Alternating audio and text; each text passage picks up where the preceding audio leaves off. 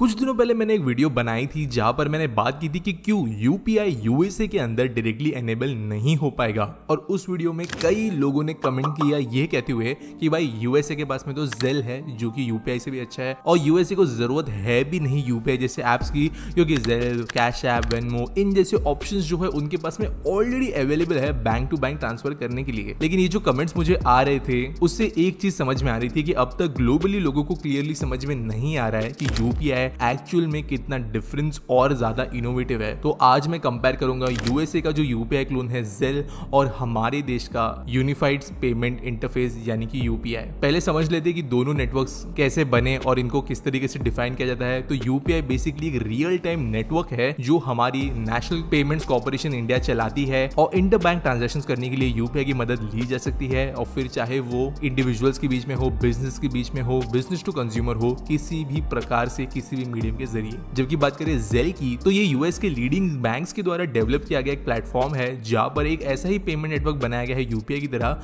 जो bank to bank transverse करने में मदद करता है। यूपीआई और जेल के अंदर की सिमिलरिटीज यही खत्म होती है कि बैंक टू बैंक ट्रांसफर्स दोनों में अवेलेबल है और अभी डिफरेंसेस समझना शुरू करते हैं कि क्यों यूपीआई ज्यादा बेटर है। पहली बात, यूपीआई नॉन बैंक्स के लिए भी ओपन है जबकि जेल नॉन बैंक्स के लिए ओपन नहीं है। इसका मतलब यह है कि अगर कोई ऐसी कंपनी है यूएसए के अंदर जो कि सीधे सीधे कोई बैंक नहीं है, वो अकाउंट्स मेंटेन नहीं करती है, लेकिन उनको पेमेंट्स लेने पड़ते हैं, देने पड़ते हैं, कंज्यूमर फेसिंग उनका बिजनेस है, तो वो जेल को तब तक इस्तेमाल नहीं कर सकते जबकि वो अकाउंट से लिंक ना हो और वो खुद के प्लेटफॉर्म पे वो चीज नहीं कर सकते, वो खुद के वेबसाइट पे वो चीज नहीं कर सकते, उनको रीडायरेक्शन करने की जरूरत होगी। लेकिन यूपीआई में ऐसा नहीं है। एग्जाम्पल अगर मैं आपको बताऊं तो अगर स्टॉक मार्केट के ऐप्स आप यूज करते हो तो वहां पर कई बार आपको डायरेक्टली जो ऐप आप यूज कर रहे हो वो ऐप का अपना खुद का यूपीआई ऑप्शन नजर आ जाएगा जबकि वो कोई बैंक नहीं है। दूसरा जो डिफरेंस निकल कर आता है वो एक बहुत बड़ा गेम चेंजर निकल कर आता है वीकली ट्रांजैक्शन लिमिट। जेल आज भी प्राइमरीली जो है एक वॉलेट बेस्ड ऐप है जहां पर आप अपने बैंक में से वॉलेट में पैसे डालते हो, जब वो किसी को ट्रांसफर करते हो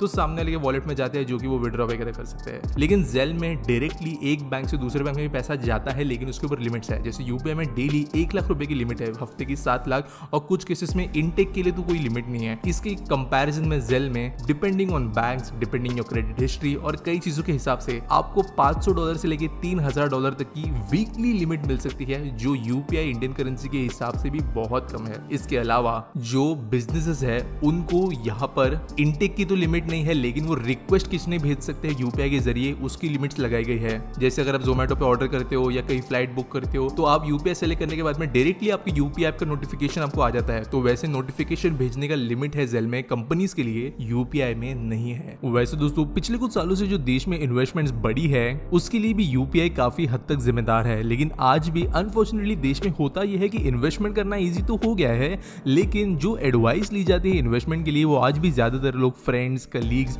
और ऐसे लोगों से लेते हैं जिनकी एक्सपर्टीज नहीं है इन्वेस्टमेंट फील्ड के अंदर, जिसकी वजह से पैसे लूज करने की प्रोबेबिलिटी ज्यादा बढ़ जाती है और आपको अपने इन्वेस्टमेंट को प्लान करने के लिए ज्यादा ऑप्शंस नजर नहीं आते। लेकिन यहीं पर डिजर्व आपकी मदद कर सकता है।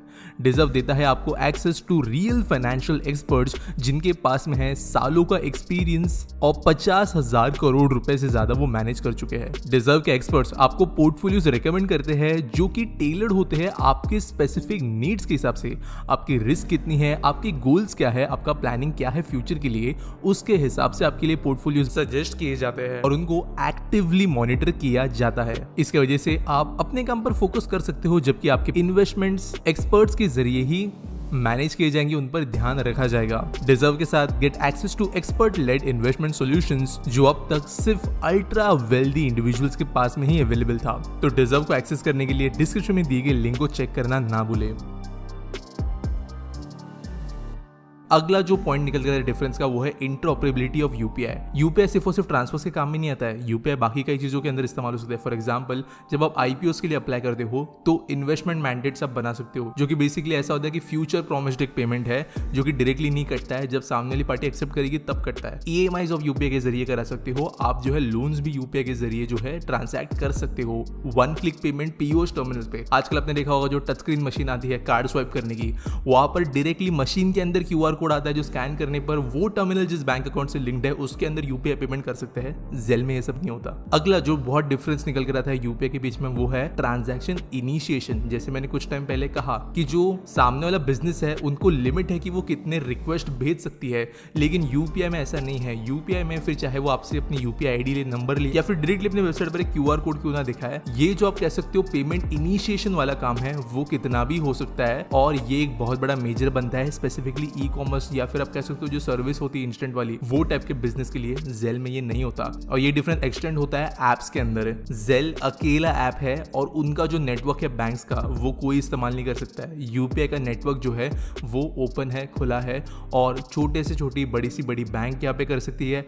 आप एज एन इंडिविजुअल खुद यूपीआई ऐप डेवलप कर सकते हैं जो कि चलेगा, या फिर आज जैसे मार्केट में पेटीएम, गूगल पे, फोन पे वैसे कई सारे जो बड़े बड़े ऐप्स है वो भी डेवलप किए जा सकते हैं बिना किसी रिस्ट्रिक्शन के। जेल में छोटे प्लेयर्स जो है पूरी तरीके से किक्ड आउट है। इसके अलावा जेल में जो छोटे मर्चेंट्स हैं जिनकी ट्रांजैक्शन वैल्यू अराउंड $25,000 से कम होती है उनको चार्जेस देने पड़ते हैं उनके जेल में से पैसे बैंक में ट्रांसफर करने के लिए। और जो वीकली अमाउंट मैंने बताई है लिमिट आती है बैंक ट्रांसफर की वो तो लगी है ही। इसके लिए यूपीआई की तरह जेल से पैसा प्रेफर करना बिजनेस के लिए मुश्किल बनता है, लेकिन क्योंकि अमेरिकन बिजनेसेस ऑलरेडी जो कार्ड्स होते हैं वीजा मास्टरकार्ड उनके फीस से हैबिचुअल है तो उनको इतना ये फर्क नहीं पड़ता। अगला जो डिफरेंस आता है फिर से वो आता है सारे बैंक्स के यूपीआई के ऊपर अनेबल होने से रिलेटेड जो कि जेल में नहीं होता। जेल में अगर आप जो बड़ी बैंक से यहाँ पे एसोसिएट की गई है उनकी बातें मानते हो, उनके टर्म्स एंड कंडीशंस मानते हो तो उसके ऊपर अवेलेबल हो सकते हो। इंडिया में ऐसा नहीं है। कोई कॉर्पोरेटिव बैंक जिसके 4-5 भी ब्रांच है वो भी यूपीआई पे आ सकती है। कोई ऐसी कंपनी जो कि अभी आप जैसे इंडिया में आजकल ट्रेंड चल रहा है इंस्टेंट लोन का, बाय नाउ पे लेटर का, वो यूपीआई का नेटवर्क डायरेक्टली यूज कर सकता है बिना किसी थर्ड पार्टी के। यूपीआई के अंदर अगर कोई ऐसा पर्सन है जो कि किसी रिमोट एरिया के अंदर बिजनेस कर रहा है और अपने वेबसाइट के ऊपर यूपीआई एनेबल ट्रांजैक्शन शुरू करना चाहता है फ्री में, वो भी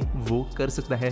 जेल में ये नहीं हो सकता जब तक आप टर्म्स एंड कंडीशन से अग्री नहीं करते प्राइवेट कंपनीज के, और कई बार ये चार्जेबल भी होता है। और ये है मेजर डिफरेंस यूपीआई के बीच में। यूपीआई कंपटीशन को बढ़ाता है जबकि जेल एक कन्वीनियंट सर्कल है जिसके अंदर यूपीआई के जो कंज्यूमर फेसिंग बेनिफिट्स है उनको तो फायदा दिलाया जा रहा है, लेकिन जो एक नेगेटिव आते हैं अच्छे खासे कंपटीशन के, मार्केट को लेवल फील्ड बनाने के, वो एलिमिनेट कर दिए गए हैं। और ये डिफरेंस है जेल और यूपीआई के बीच में। और मैंने पिछले वीडियो में कहा था वैसे कि यूपीआई कहीं ना कहीं पर अमेरिकन बिजनेसेस को तकलीफ दे सकती है, बड़े कंपनीज, बड़े बैंक्स को, और यही चीज जो है जेल के जरिए उन्होंने एलिमिनेट करने की कोशिश की है। उम्मीद करता हूँ आपको सवाल का जवाब मिल गया होगा। मिलेंगे अगले वीडियो में।